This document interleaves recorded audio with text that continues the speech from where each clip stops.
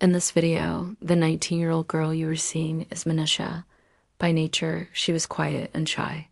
Her world was small and simple, limited to her home and family.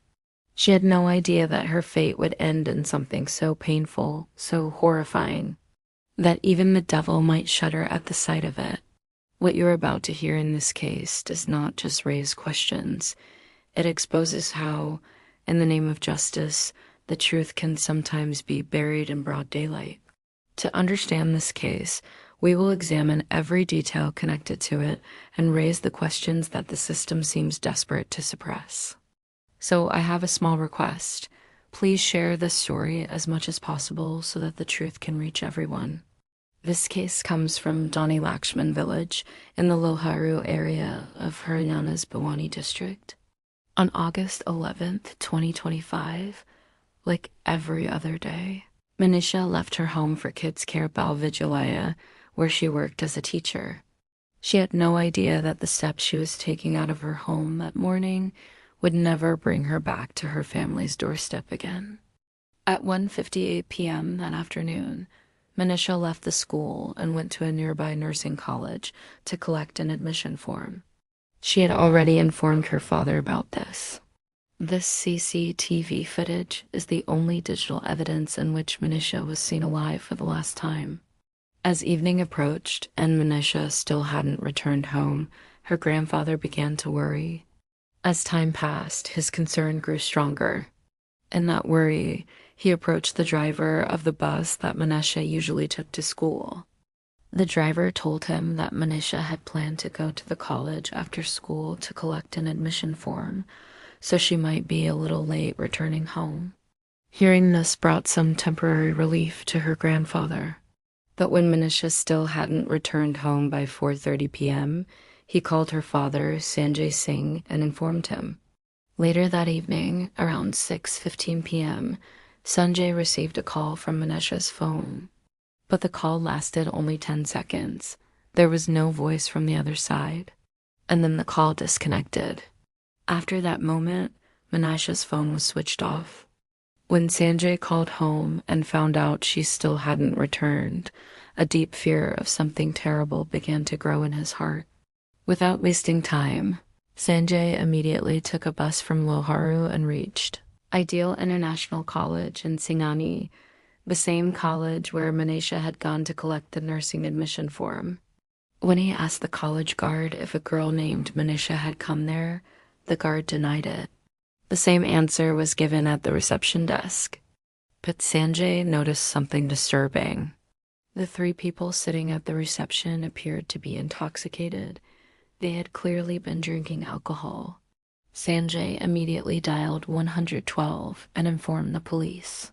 When he returned to the college with the police officers and asked to see the CCTV footage, the college staff refused. Sanjay then went to the Loharu police station with his uncle and requested them to register a missing report. But the police refused to listen. They casually dismissed the concern by saying that Manisha might have run away with someone or gone out with friends on a picnic, and she would return in a day or two.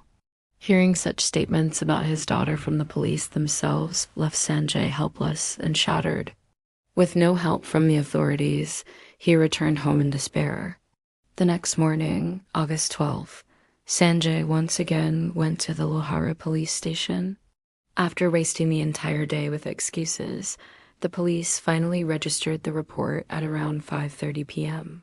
When Asay Shakuntala later visited Ideal College to check the CCTV footage, the staff again refused to show it, claiming they could only do so in the presence of higher authorities. Not only did the police return from there without the footage, they also failed to trace Manisha's phone's last location. The next day, August 13th, Sanjay received a phone call from Asay Shakuntala. She informed him that the body of a young girl had been found in a field near a canal, about 1 kilometer away from Ideal College, and he needed to come for identification. The moment Sanjay heard this, his heart sank. Without delay, he rushed to the location, and when he saw the body, his entire world collapsed. The body lying in front of him was his daughter. Manisha's body was found in a field, and the condition of the body was horrifying. Her face had decomposed so badly that it looked as if acid had been poured on it. Both of her eyes were missing.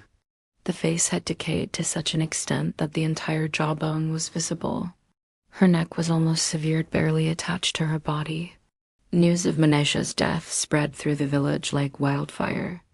Everyone who saw her body had the same question: who did this? Who was responsible for such brutality? As more people heard the news, anger began to spread. Large crowds gathered near the site where the body was found. Seeing the growing anger, the police quickly sealed the area and sent the body for post-mortem examination to Bhiwani Civil Hospital. But the anger among people continued to grow. Many believed that if the police had acted in time, Manisha might still be alive.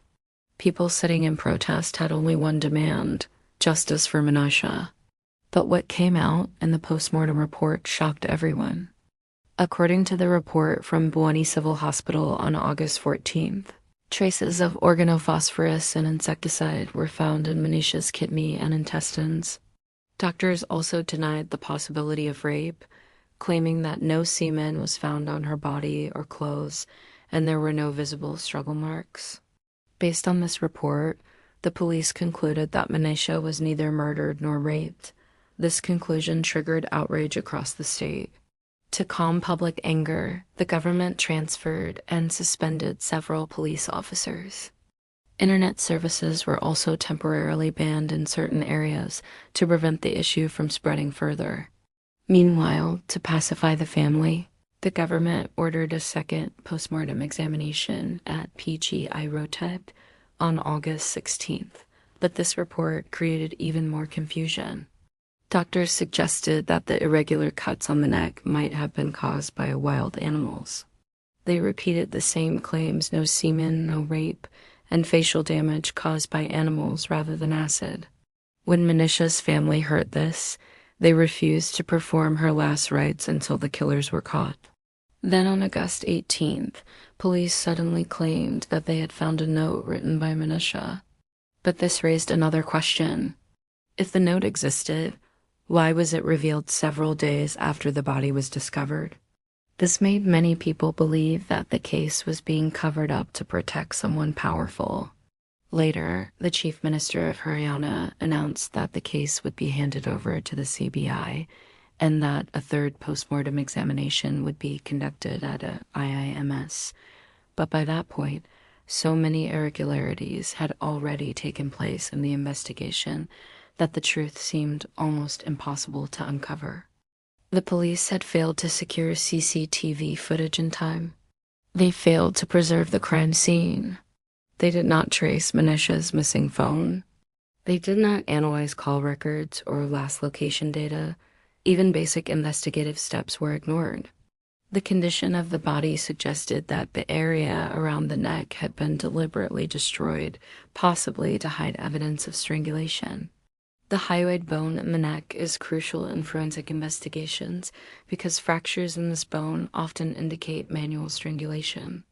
Police claimed that animals had damaged the body, but animals typically attack soft tissues first. In this case, the bones were damaged while soft tissues remained largely untouched.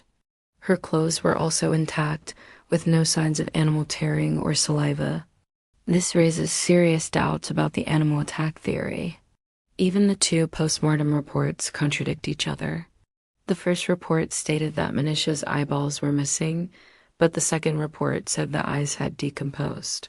How can something decompose if it wasn't even present? There were also contradictions regarding internal organs and forensic samples. All these inconsistencies make the investigation appear deeply flawed. Another shocking point is the estimated time of death. Scientifically, flies lay eggs on a body within 2 to 3 hours after death. These eggs later turn into maggots after about 24 hours. Eggs were found on Manisha's body, but no maggots. This suggests that the first postmortem happened within 24 hours of death. But the official report claimed that she had died 2 to 3 days earlier. This directly contradicts the forensic evidence. All the explanations given so far seem weak and questionable. Even the so-called suicide note appears suspicious.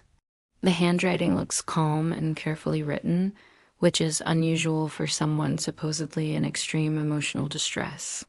And regarding the poison angle, experts say traces of organophosphorus can also appear in groundwater due to agricultural pesticides used in fields.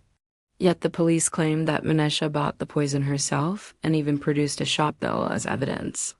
But why would someone planning suicide carefully ask for a bill and ensure their name is entered in a shop register? At the beginning of the case, the police themselves mentioned in their initial report that the girl had been murdered after being assaulted.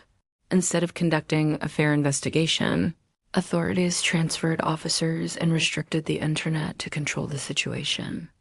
What this case ultimately shows is that the investigation contains so many loopholes that even if the real criminals are identified, they might escape punishment in court. And because of this, many people believe that this appears to be a clear case of murder with a high probability of rape or attempted rape.